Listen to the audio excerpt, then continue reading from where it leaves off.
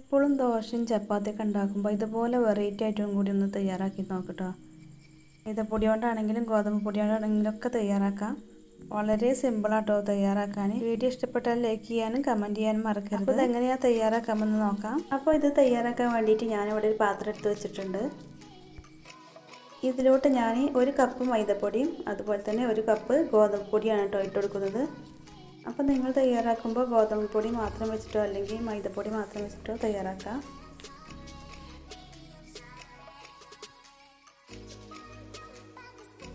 ഇനി ഇതിലോട്ട് ആവശ്യത്തിനുള്ള ഉപ്പും കൂടെ ചേർത്തെടുക്കാം. ഇനി ഇതിലോട്ട് 1 ടേബിൾ സ്പൂൺ ഓയിൽ ഒഴിച്ച് കൊടുക്കുകയാണ്. എല്ലാം കൂടെ നന്നായിട്ടൊന്ന് യോജിപ്പിച്ചെടുക്കാം.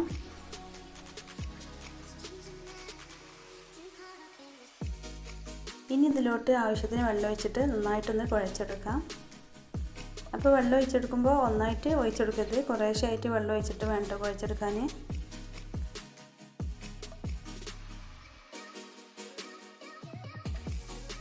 അപ്പോൾ നന്നായിട്ട് തന്നെ കുഴച്ചെടുത്തിട്ടുണ്ട്. ഇനി ഇതൊരു അരമണിക്കൂർ സമയം ഒന്ന് മൂടി വെച്ച് റെസ്റ്റ് ചെയ്യിക്കാം.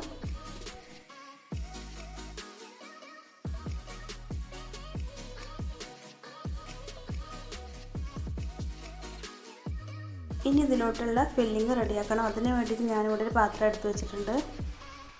അപ്പോൾ ചട്ടി നന്നായിട്ട് ചൂടായി വന്നിട്ടുണ്ട്. ഇതിലോട്ട് കുറച്ച് ഓയിൽ ഒഴിച്ച് കൊടുത്തിട്ടുണ്ട്. ഇനി ഇതിലോട്ട് 2 സവാള ചെറുതായി കട്ട് ചെയ്ത് ഇട്ട് കൊടുക്കാം. മീഡിയം സൈസിലുള്ള 2 സവാളയാണ് എടുത്തിട്ടുള്ളത്. ഇനി ഇതൊന്ന് വഴറ്റിയെടുക്കാം.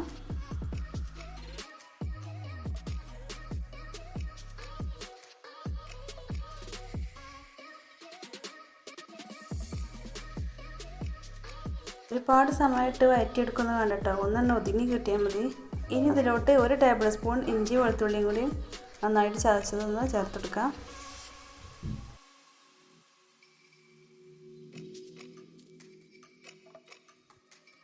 ഒരു പച്ചമുളക് ചെറുതായി കട്ട് ചെയ്ത് ഇട്ടെടുക്കാം.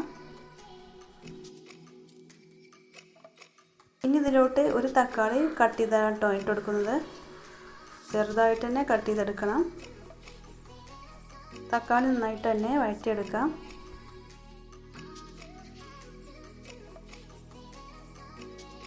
അപ്പോൾ തക്കാളി നന്നായിട്ട് തന്നെ വാടി വന്നിട്ടുണ്ട്.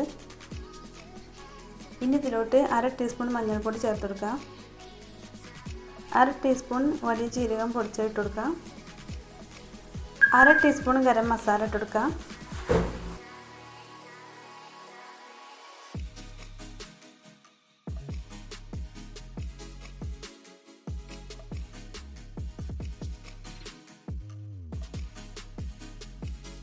ഇനി ഇതിലോട്ട് 1 ടീസ്പൂൺ ചിക്കൻ മസാല ചേർത്ത് കൊടുക്കാം.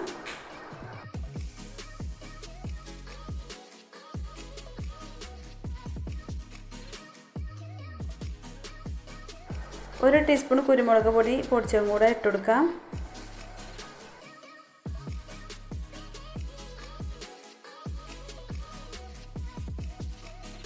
ഇനി 1 ടേബിൾ സ്പൂൺ ചില്ലി ഫ്ലേക്സ് ഇട്ട് കൊടുക്കാം. ഇനി എല്ലാം കൂടെ നന്നായിട്ടൊന്ന് വഴറ്റിയെടുക്കാം.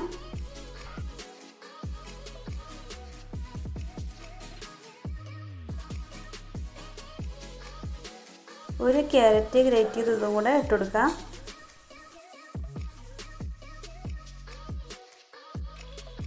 ഇതും കൂടെ ഇതിലൊന്ന് യോജിപ്പിച്ചെടുക്കാം. ഇനി ഞാൻ ഇതിലോട്ട് ചേർത്തെടുക്കുന്നത് വേവിച്ചെടുത്ത ചിക്കനാണ്. അപ്പോൾ ഉപ്പും മഞ്ഞൾപ്പൊടിയും കൂടെ ഇട്ടൊന്ന് വേവിച്ചെടുത്തതാട്ടോ. അപ്പോൾ ഇത് കൈ കൊണ്ട് തന്നെ ഒന്ന് പിച്ചെടുത്തതാണ് കേട്ടോ ചെറുതായിട്ടൊന്ന്. ഇതിലോട്ട് ആവശ്യത്തിനുള്ള ഉപ്പും കൂടെ ചേർത്ത് കൊടുക്കാം. അപ്പോൾ ചിക്കനിലൊക്കെ ഞാൻ ഉപ്പ് ചേർത്ത് കൊടുത്തിട്ടുണ്ട്.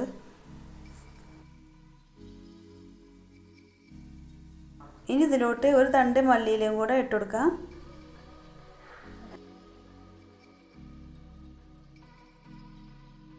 ഇനി നമുക്ക് സ്റ്റവ് ഓഫ് ചെയ്യാം, എന്നിട്ട് ഒന്ന് ചൂടാറാക്കാൻ വെക്കാം. അപ്പോൾ നമ്മളെ മാവൊക്കെ റെഡി ആയിട്ട് വന്നിട്ടുണ്ട്. ഇനി ഇത് നമുക്കൊന്ന് പരത്തിയെടുക്കണം. എന്നിട്ട് ഇതുപോലെ ഓരോ ഉരുളകളാക്കി എടുക്കാം. അപ്പോൾ ഞാനിവിടെ 5 ഉരുളകളാക്കി എടുത്തിട്ടുണ്ട്. ഇനി ഇതൊന്ന് പരത്തിയെടുക്കാം. അപ്പോൾ പരത്തിയെടുക്കുമ്പോൾ പത്തിരി പലകമേ മൈദപ്പൊടിയോ അല്ലെങ്കിൽ ഗോതമ്പ് പൊടിയോ ഒന്ന് തൂവി കൊടുത്തൊന്ന് പരത്തിയെടുക്കാം.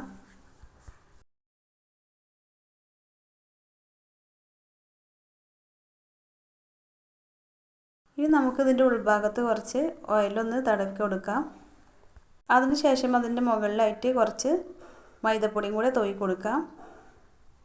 എന്നിട്ട് നമുക്കിതുപോലെ ഒന്ന് മടക്കിയെടുക്കാം. അപ്പോൾ ഈ ഭാഗത്തൊക്കെ ഒന്ന് ഓയിൽ തടവി കൊടുക്കാം.